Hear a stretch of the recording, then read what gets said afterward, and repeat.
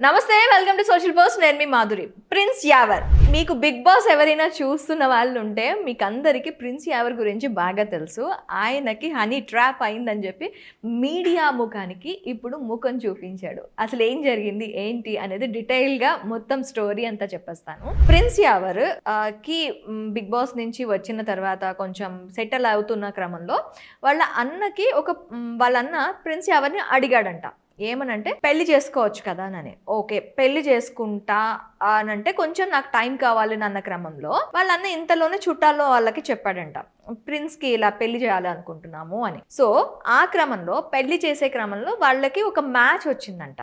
First పిల్ల తండ్రి ఎవరైతే ఉన్నారో ఆ పిల్ల తండ్రి వాళ్ళ అన్నని అప్రోచ్ అయితే ప్రిన్స్ని పరిచయం చేశాడట. ఇట్లా వాళ్ళ ఇంట్లో ఒక మ్యాచ్ ఉందంట అని చెప్పి. ఓకే, అమ్మాయిని తర్వాత ప్రిన్స్ ఆయనతో అన్నీ మాట్లాడిన తర్వాత అమ్మాయిని కూడా పరిచయం చేశాడట. అమ్మాయి అబ్బాయి ఇద్దరు కొంచెం నెంబర్స్ ఎక్స్చేంజ్ చేసుకున్నారు.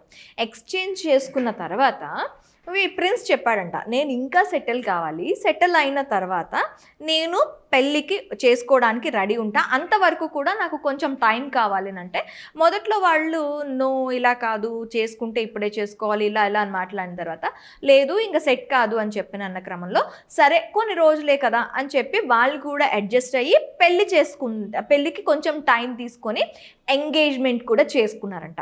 ఎంగేజ్మెంట్ చేసుకున్న తర్వాత ఏం జరిగింది అంటే పిల్ల తండ్రి ఎవరైతే ఉంటారో ఆయన యావర్కి ఒకరోజు ఫోన్ చేసి నాకు ఒక 30 లక్షలు కావాలి, నువ్వు 30 లక్షలు ఇస్తే నేను 50 లక్షలు ఇచ్చే ఇది నీకు చూపిస్తాను, దారి చూపిస్తాను అంటే ఏంటి ఎలా అని అడిగితే ఒక ల్యాండ్ ఉంది, చాలా ప్రైమ్ ఏరియాలో ఉంది.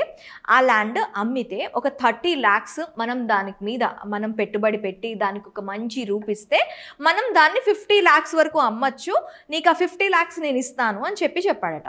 రియల్ ఎస్టేట్లో అమౌంట్ పెట్టమని చెప్తే నా దగ్గర అంత లేవు అని చెప్పి 18 lakhs యావర్ అకౌంట్ నుంచి పంపించాడు. ఒక 5 lakhs వచ్చేసి తన ఫ్రెండ్ అకౌంట్ నుంచి పంపించడం జరిగింది. ఒక 23 lakhs పంపించాడు. అయితే ఓకే 23 lakhs పంపించావు కదా, ఒక 40 lakhs నీకు మళ్ళీ తిరిగి ఇస్తాను అని అన్నాడంట. సో ఈ 40 lakhs కోసం యావర్ ఇది అంతా ఎప్పుడు జరిగిందంటే జూన్ 2025లో జరిగింది. జరిగిన తర్వాత అప్పటి నుంచి ఒక 2 months అవుతుంది, 3 months అవుతుంది, 4 months అవుతుంది, తనకి డబ్బులు రావటం లేదు, ఫోన్ చేస్తే ఫోన్లు ఎత్తట్లేదు, ఏం చేయాలో తెలియట్లేదు అని చెప్పి చాలా డిప్రెషన్లోకి వెళ్ళిపోయాడు. ఒక 7 months ఏం చేయాలో అర్థం కాక మీడియా పోలీసులని అప్రోచ్ అయ్యాడు. ఇది సివిల్ మ్యాటరు, మేము దీంట్లో ఏం చేయలేము అని చెప్పి వాళ్ళు కూడా చేతులు ఎత్తేసారట. సో మీడియాను అప్రోచ్ అవ్వడం జరిగింది. మీడియాను అప్రోచ్ అయిన తర్వాత ఇక్కడ ట్విస్ట్ ఏంటంటే మీడియా ఛానల్స్ చేసిన ఫోన్కి వాళ్ళు రెస్పాండ్ అయ్యాడు. అతను ఫోన్ ఎత్తి ఏంటి అని అంటే ఇలా యావర్కి సంబంధించిన ఇది మా దగ్గరికి వచ్చింది, మీరు ఏం చెప్తారు అంటే అయ్యో నేను ఇచ్చేస్తానండి, నా దగ్గర కూడా ప్రూఫ్స్ ఉన్నాయి, ఇది అది అని మాట్లాడారు. అయితే రేపు ఒకసారి మా స్టూడియోకి వచ్చి మాట్లాడగలరా అని అడిగారు. అడిగిన వెంటనే ఎవరైతే యావర్ మామ అని వాడున్నాడో వెంటనే ఫోన్ కట్ చేశారు. తర్వాత ఫోన్స్ చేస్తూ ఉంటే ఫోన్ స్విచ్ ఆఫ్ రావడం స్టార్ట్ అయింది. దీన్ని బట్టి మీకు ఏం అర్థమైంది? యావర్కి న్యాయం జరుగుతుందని మీరు అనుకుంటున్నారా?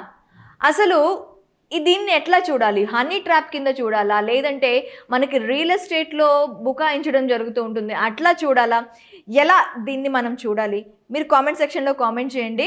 ఇలాంటి ఇంట్రెస్టింగ్ అప్డేట్స్ కోసం మా ఛానల్ని సబ్స్క్రైబ్ చేసుకోండి. అలాగే ఇలాంటి మీరు నిజంగా మా ఛానల్ని చూస్తున్నారు, ఈ అప్డేట్స్ మీకు నచ్చుతున్నాయి అంటే మీ పక్క వాళ్ళు కూడా ఈ అప్డేట్స్ చూడాలి కదా, వాళ్ళతో ఈ అప్డేట్స్ని షేర్ చేయండి.